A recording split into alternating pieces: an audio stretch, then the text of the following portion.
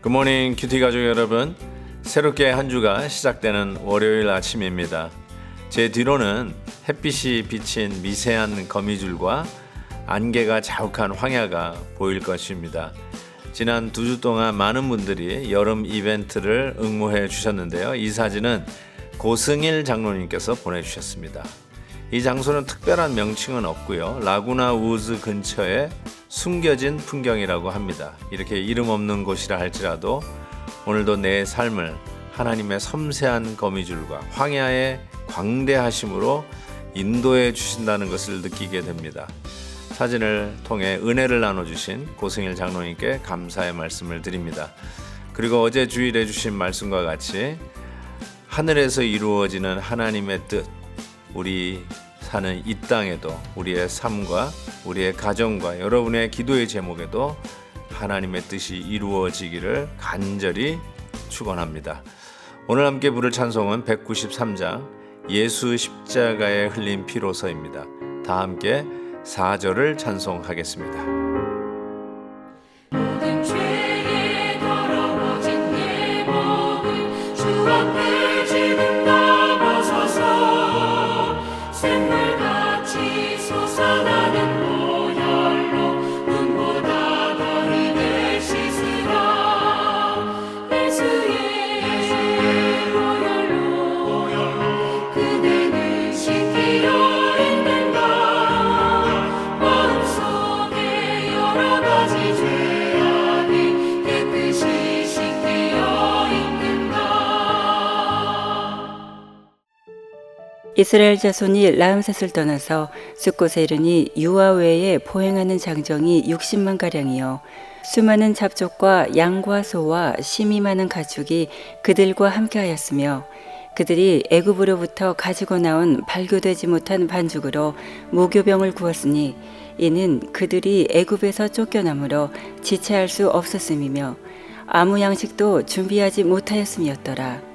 이스라엘 자손이 애굽에 거주한 지 430년이라. 430년이 끝나는 그날에 여호와의 군대가 다 애굽 땅에서 나왔은즉 이 밤은 그들을 애굽 땅에서 인도하여 내심으로 말미암아 여호와 앞에 지킬 것이니 이는 여호와의 밤이라. 이스라엘 자손이 다 대대로 지킬 것이니라.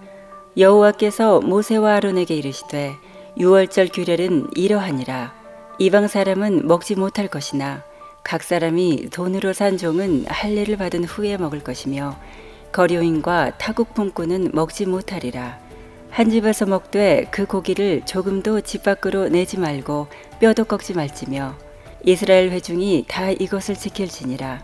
너희와 함께 거류하는 타국인이 여호와의 유월절을 지키고자 하거든 그 모든 남자는 할례를 받은 후에야 가까이 하여 지킬지니 곧 그는 본토인과 같이 될 것이나 할례 받지 못한 자는 먹지 못할 것이니라. 본토인에게나 너희 중에 거류하는 이방인에게 이 법이 동일하니라 하셨으므로 온 이스라엘 자손이 이와 같이 행하되 여호와께서 모세와 아론에게 명령하신 대로 행하였으며 바로 그날에 여호와께서 이스라엘 자손을 그 무리대로 애굽 땅에서 인도하여 내셨더라. 드디어 이스라엘 백성들이 출애굽을 하게 됩니다.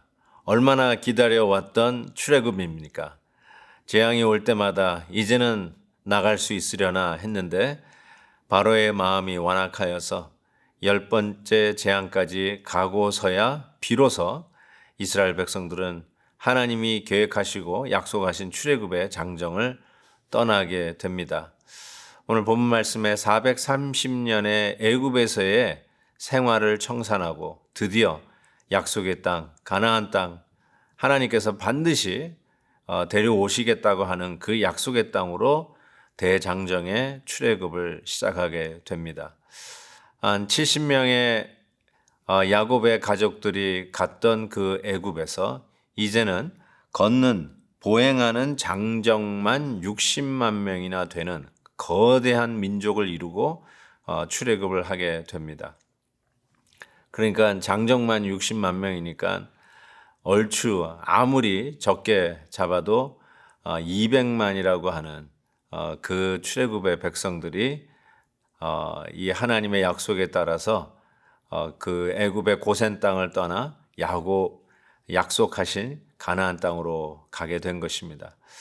이거를 어떻게 계산을 해야 될지 모르겠습니다.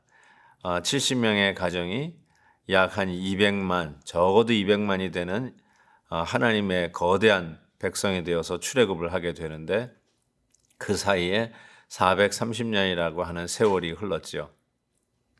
하나님께서 주신 약속이 과연 이루어질까 의심했는데 막상 뚜껑을 열어보니 상상을 초월하는 하나님의 은혜와 축복이 바로 그 안에 있었습니다. 이민 왔을 때 혈혈단신으로 왔다가 지금 이민 20년 차, 30년 차 혹은 4, 50년 차 뒤돌아볼 때 우리의 가족들의 수를 세어봤더니 10명, 20명 되어 있지는 않습니까? 우리의 짧은 인생을 통해서도 하나님께서 인도해 주셨던 세월을 뒤돌아볼 수 있지 않겠습니까? 하물며 하나님의 백성들 430년 후에 뚜껑을 열어보니 70명의 야곱의 가족들이 200만을 웃도는 거대한 민족으로 우리 하나님께서 축복해 주셨습니다. 과연 우리의 삶은 그 순간에는 죽을 것 같고 없어지는 것 같고 또 하나님께서 계시지 않는 것 같은 답답한 상황이 할지라도 인내하면서 주의 말씀 따라 믿음을 지킨 우리들의 삶의 결과는 우리 하나님께서 70명을 200만으로 430년 이후에 우리 하나님께서 결산하실 때 우리의 상상을 초월하는 하나님의 축복으로 함께해 주셨음을 분명히 믿습니다. 여러분의 삶 속에 결산해야 할 일이 무엇입니까? 한번 받은 축복의 수를 세어 보시지요. 우리 하나님께서 이 출애굽의 이 놀라운 축복을 보여주시듯이 우리의 삶 속에 하나님이 축복해 주신 것들이 보이지 않을까 싶습니다. 이민 왔다가 혹은 유학 왔다가 처음으로 도미해서 낯선 이곳에서 이민 생활을 시작했다가 지금 뒤돌아볼 때 우리의 자녀들이 이곳에서 뿌리를 내리고 함께 신앙생활하고 있는 우리 자녀들을 보면 하나님의 놀라운 축복이 아닌가 싶습니다. 아무것도 할 수 없었던 우리들이 드디어 이 430년이라는 세월 속에 훈련을 받고 하나님의 축복의 현장에서 출애굽의 장정을 떠나는 이스라엘 백성들을 볼 때는 오늘 큐티인에 해서 함께 나누어주는 그 제목처럼 하나님의 군대, 여호와의 군대가 되어서 출애굽하고 있습니다. 아무것도 할 수 없었던 우리들을 같았지만 결국 하나님의 손에 붙들려 훈련받은 우리들은 드디어 하나님의 사명의 길을 갈 때에 여호와의 군대를 이룬다는 사실을 기억하십시다. 아무것도 아닌 것 같다고요? 별 볼 일 없다고요? 내가 정말 작아서 기대할 게 없다고요? 우리 하나님을 기대하십시다. 우리 하나님을 믿으십시다. 우리 하나님께서 어떻게 축복하시고 당신의 일들을 이루시는 하나님의 군대로 우리를 만들어 갈지 그 하나님을 의지하고 오늘도 믿음의 발걸음을 뛰십시다. 틀림없이 우리 하나님께서 우리의 앞길을 인도하시고 주의 영광 이루실 것을 분명히 믿습니다. 그리고 나서 우리 6월절 이 식사를 하는 것을 보게 되죠. 오늘 43절에 보니까 모세와 아론에게 이르시되 6월절 규례는 이러하니라. 이방 사람은 먹지 못할 것이라. 44절 할례를 받은 후에 먹을 것이며 45절 거류인과 타국 품꾼은 먹지 못하리라. 이렇게 말씀하고 계십니다. 아무나 먹는 음식이 아닌 게 6월절 음식이었습니다. 예수님께서 최후의 만찬을 제자들과 하면서 먹었던 바로 그 최후의 만찬이 6월절 음식이었습니다. 왜 그럴까요? 우리를 대신하여 죄의 가격을 치르는 어린 양, 그 양고기를 먹는 날, 우리 예수님께서 우리의 죄를 위하여 십자가 달리시는 것을 기념해서 예수님께서는 오늘도 우리에게 나를 기념하여 이 6월절 최후의 만찬을 먹었던 우리 예수님께서 우리에게도 그것을 요구하시죠. 그래서 우리 교회에서는 성찬식을 주기마다 하게 돼 있습니다. 정말 이것이 얼마나 중요한 일입니까? 아무나 먹는 게 아니죠. 배고픈 사람들이 와서 뭐 빵 뜯어 먹는 날이 아니고 목마른 사람들이 목 축이겠다고 포도즙을 먹는 날이 아니죠. 이날은 나를 위하여 십자가신 주님을 바라다보고 하나님의 은혜를 아는 자들이, 체험한 자들이, 예수 그리스도를 나의 주, 나의 하나님으로 고백한 자들이 이 성찬에 참여하는 것이죠. 부디 우리 모두가 다음에 성찬에 우리의 이 신앙 고백으로 성찬에 참여할 수 있기를 진심으로 기대합니다.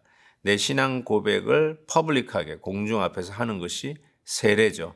꼭 세례 받는 분들이 이 성찬에 참여하는 놀라운 은혜가 있기를 바라고, 바로 이 성찬에 참여하는 예수 그리스도의 공동체, 이 믿음의 공동체가 우리에게는 그 무엇보다도 소중하다는 것을 기억하시고, 오늘도 하나님께서 우리에게 이 아름다운 공동체를 주신 우리 하나님 앞에 영광을 돌리며 감사함으로 하루를 출발할 수 있기를 주의 이름으로 축복합니다. 하나님 아버지 감사합니다. 드디어 뚜껑을 열어보니 연약한 우리들이 하나님의 군대가 되어 있음을 고백합니다. 주님 영광 받아 주시옵소서.